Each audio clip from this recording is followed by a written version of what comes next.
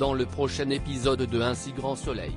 Tandis que Marc et Chloé cèdent à la tentation, la sanction d'Eve est levée. Attention, les paragraphes qui suivent contiennent des spoilers sur l'épisode d'Un si grand soleil diffusé demain soir sur France 2. Si vous ne voulez rien savoir, ne lisez pas ce qui suit.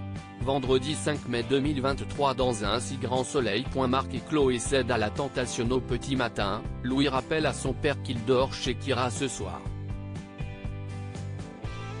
Certain qu'il a rencontré quelqu'un à cause des heures qu'il passe à contempler son téléphone, l'adolescent l'enjoint à profiter de l'appartement en son absence. Pendant ce temps, François Lomière annonce à son fils que Laurine sera la directrice adjointe de la clinique privée du docteur Cresson. Si elle est incontestablement la fierté de la famille, Boris a quant à lui l'impression d'être un raté.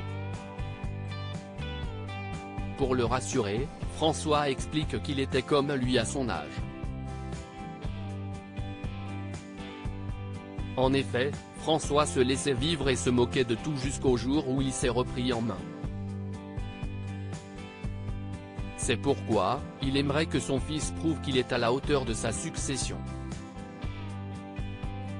Tandis que Boris lui rappelle que Laurine a toujours été destinée à être l'héritière de l'Empire Lomière, François rétorque que rien n'est gravé dans le marbre. Une déception pour la jeune femme. De son côté, Marc rejoint Alix à la galerie d'art pour parler de son exposition. Seulement, celle-ci préfère le questionner sur sa vie sentimentale.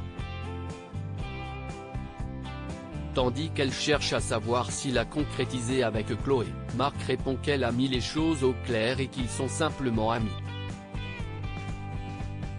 Alix lui fait alors comprendre que si elle avait vraiment voulu sauver son couple, elle aurait plutôt coupé les ponts avec lui. En parallèle, Claudine reçoit Evan, Elisabeth et François pour signer les statuts juridiques de la clinique privée. Avant cela, le médecin précise qu'il souhaite avoir une minorité de blocage afin de rester maître de son projet. François réclame donc du temps pour réfléchir. En fin de journée, Marc et Chloé sont au 101 pour travailler la chronique judiciaire. Tandis que Marc propose de la revoir la semaine suivante pour discuter des prochains sujets, Chloé indique vouloir le faire par mail. Déçu, le journaliste profite de la raccompagner à sa voiture pour lui déclarer sa flamme. Comme elle reste muette, il tourne les talons pour rentrer chez lui. Immédiatement, Chloé le rattrape puis l'embrasse passionnément avant qu'il n'aille chez Marc pour partager un moment intime. La sanction d'Eve est levée. Virgile appelle Manu afin de le remercier d'être venu aussi rapidement à la manade. Après lui avoir présenté ses excuses pour avoir fait n'importe quoi sur cette affaire, Virgile espère que cette histoire lui permettra de se réconcilier avec Eve.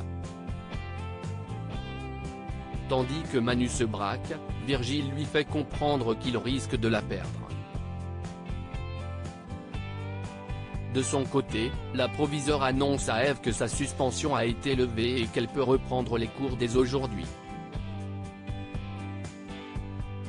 Si c'est un soulagement pour la professeure de français, la proviseure lui explique cependant que son retour dans l'établissement risque de faire quelques remous. En effet, certains parents ont été choqués par son activité de tentatrice et n'ont pas hésité à le faire savoir.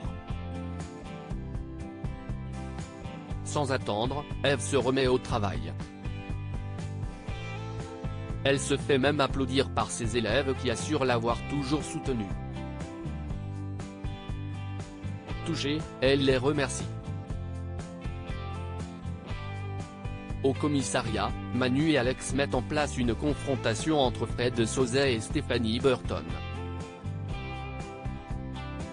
Si c'est bien Fred qui a tué Aline, c'est en revanche Stéphanie qui a eu l'idée de simuler une noyade. Pendant qu'ils s'écharpent devant les policiers, Alex les prévient qu'ils sont tous les deux déférés. Par la suite, Manu se rend chez la psy et raconte qu'il a peur de perdre Ève. Au moment où elle demande s'il a encore des sentiments pour elle, Manu reconnaît qu'il l'aime encore. En quittant le cabinet, Manu appelle Ève et lui donne rendez-vous au sauvage. Tout en se baladant au bord de la mer, Manu la questionne pour savoir comment elle gère ce qu'il s'est passé à la manade. Ève répond alors qu'elle va bien et qu'elle n'a pas eu de contre-coup. Peu après, Manu confie qu'il a eu peur de la perdre.